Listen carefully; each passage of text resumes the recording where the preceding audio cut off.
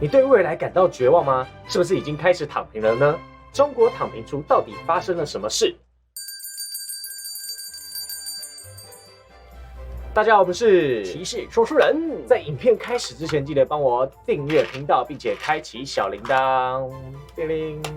有人将身边的朋友分成4种种类的躺平族那第一个呢是全躺平，就是赖在家里完全不工作，然后领政府补助啃老，然后每天上网抱怨社会那种，就是酸民，对，仔小废渣，滑那个 PTT， 他发现蛮多这种人。对。可是这种人他有部分的共通点是，有一些人他可能是大地主就是领租金对，那是生的好，对，那没办法，那他是就是天生躺平。再来第二种呢，第二种是半躺平，就是躺一半而已，就是他有认真工作，但是他不考虑对象，整天在家里打电动然后追剧然后听音乐这样子，各种很爽的设备，然后就是自己爽，自己开心就好了，我就废。对，完全不会考虑说，要交个女朋友之类的，完全没有。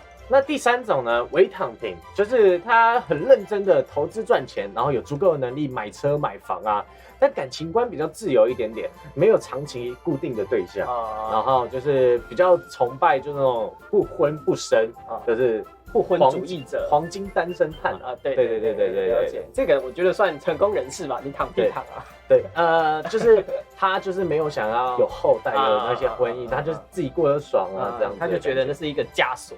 再来第4个呢，就是婚姻中躺平，就是在讲说婚姻里面的家里面的大小事全部都是 AA 制，然后夫妻过2人世界，不生小孩的那种。现在其实蛮多这样挺好的对，不好，就是你少一个开销啦，其实就是你生小孩其实会有一个负担，但是也有生小孩的好，没有生小孩没有生小孩。但我朋友都说，他们觉得结婚没有小孩跟在交往的时候差别不大。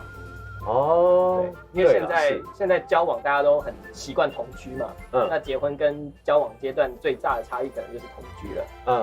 对。而最近呢，有一篇文章叫做“躺平即是正义”的网络文章，在中国年轻人之间走红，许多人产生共鸣，就是说“躺平”这一词呢，就因此而爆红。那文章写到呢，他2年没有工作了，都在玩，完全没有觉得说，哪里有不对的感觉，对不对？有些人可能会有罪恶感。对，就觉得好像没有前进，没有做什么事情，然后怎么都在家里，对，然后可能看身边朋友都好像有些成就，至少有工作之类的，买车买房。对，就是现在年轻人可能比起以前50年代、60年代的年轻人来说，竞争力是真的非常强。对，那根据中国的房地产公司在5月27号发布了一篇报道说，房价收入比最高的3个城市分别是深圳、北京还有上海。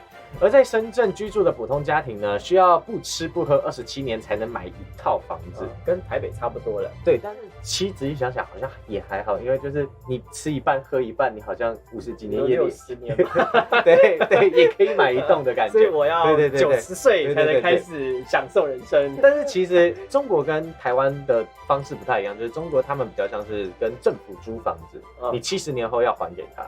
但是台湾的话，就是你买下来，对，你可以传下去，可能我只付一半，然后后面给小孩付，也算赚到了，也行啊。对，也是可以了躺平主义文的作者好心旅行家呢，他在每个月控制在200块左右，1年工作2至3个月，其实蛮爽的，还不错对，他主要的工作呢，就是去剧组躺着。那他是做什么呢？演实体，超轻松。工作躺，对，生活我也躺，对，躺2个月，然后生活1整年，对，但他平常也不会无所事事，他就是锻炼身体，然后出去旅游，然后坚持低消费、慢节奏的生活。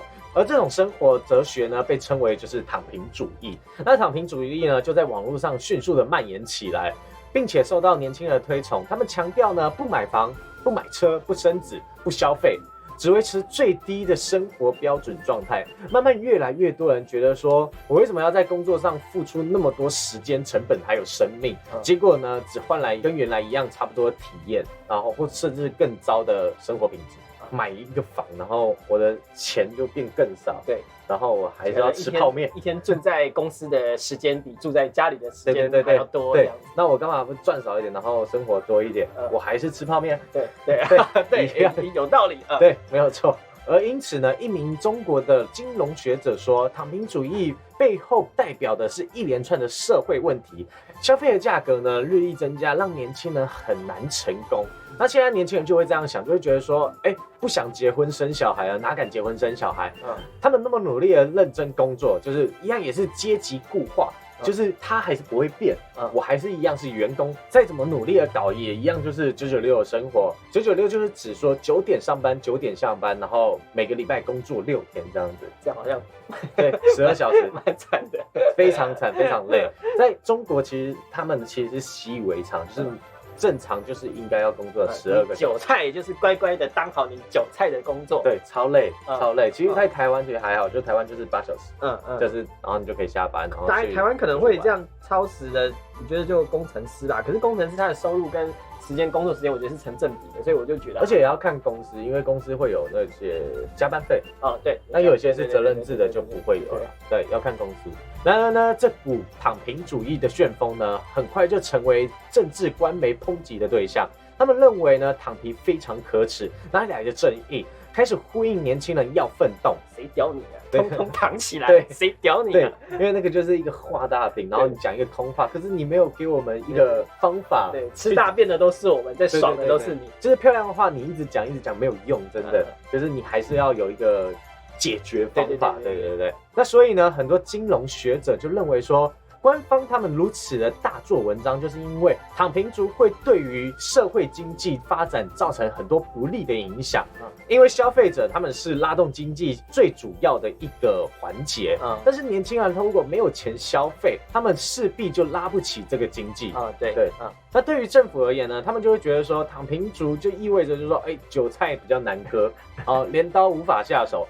那靠着压榨这些老百姓的血汗，虽然肥了这些权贵阶级的人，但是苦了这些底下的民众。所以躺平族的兴起呢，可以看作是一个全民觉醒的一个事情。对，而且很厉害的是，都是年轻人，因为是年轻人，他们当下他们在吃苦的那些人。对，那老人家的话，要不是认命了算了，不然就是已经是权贵阶层。对，没有错。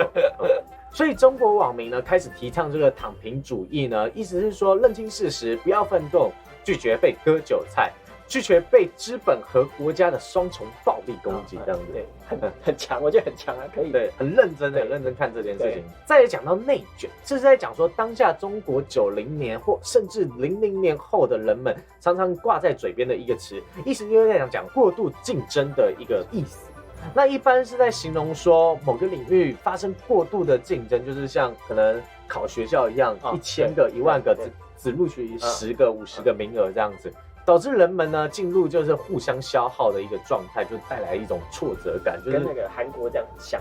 对，有一个故事是这样的，就是在讲说一位27岁的年轻人，他来自中国的东部一个小城，那他的家境呢非常优渥，与数千万刚入社会的一些年轻人一样，他们想透过自己的努力，可以到大城市去买车买房，这很正常，对不对？对，所以他就认为说，要实现这个目标不会太难。因为过去20、30年间了，对于享受改革开放红利的那几代中国人来说，有车有房呢，就是已经是既定印象中产阶级的一个形象了。对那甚至那些白手起家或者是亿万富翁的那些励志故事是比比皆是，励志干片这样。对。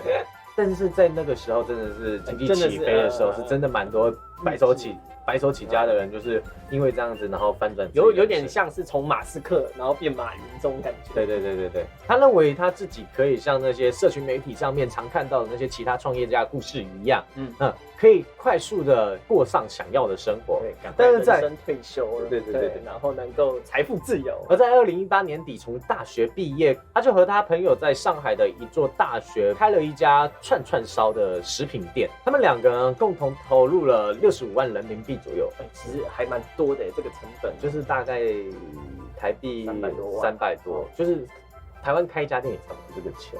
很快他就意识到说，这个市场已经饱和了，竞争激烈到就是超出他的预期，所以他的这间小店要进入市场已经太晚了，所有的规定呢都已经被大企业控制住了。就是大家都是会去找大品牌去做，对，就是外送平台，小店就机会很少，这样，或者是那些联名的品牌，就跟我们的饮料店很像。对，没错。那为了要竞争外送平台的排名呢，就要提高曝光率，他们只能压定自己商品的价格。本来标价50块人民币的一个订单呢，减去了各种活动的折扣，顾客可能只需要付上25元，而商家又要支付这些活动的折扣，还有外卖配送的这些价格，还有平台服务费，等于说它的利润被扣到非常非常低。对对对，非常非常低。像foodpanda还有像那个我们 Uber 的话，就比较不一样，是折扣是那个平台给的啊，对，不是商家自行吸收。对对对对，因为平台他们自己也有广告费那些，对，他们可能真的会收一些平台登上去的服务费，然后或者是一些就是你送东西才会给一些运费啊这样子。所以呢，所有的新商家为了活下去呢，根本就是在倒贴钱在做生意。这是什么生意？对，就是当知道自己好像有一个出不去的坎的时候，我觉得就该收了。大家都说赔钱的生意没人做，然后但是在这边是赔钱生意，大家都在做，你还是得做，就是要给自己一个低标，就是到了什么时候你就该收了。在一个当下呢，新开的店它要做到成功，根本比登天还要难。对，哪怕每天就是6点7点钟起床，然后凌晨4、5点回家，然后他的生意还是没有起色。最后在2020年呢，他们面对就是100万的亏损，他们最后决定要关掉这个店。就是觉得差不多，真的没办法，整个这样子，那个疫情啦，对，主要是疫情啦，对。其实说真的，他这样子总共亏损下来100多万，我觉得差不多，差不多就是你该收了。对，因为不好赚。对，就算没有疫情，我也觉得是居了啦。对。大家考虑的不是怎么提升真正的品质，而是在打一种消耗战，就是看谁消耗到最久。对，然后谁消耗完了，谁就输了这样子。我是真的觉得我们这几个世代的人有点惨，就是在工作方面，然后又因为疫情，然后直接变成了这个压垮骆驼的最后一根稻草。台湾的话，我觉得除了科技业跟金融业以外，都蛮惨的，就是我是指整个就业环境跟整个业界环境。如果你今天你对于成功的定义是赚钱的话，我都觉得其他的产业还蛮惨的。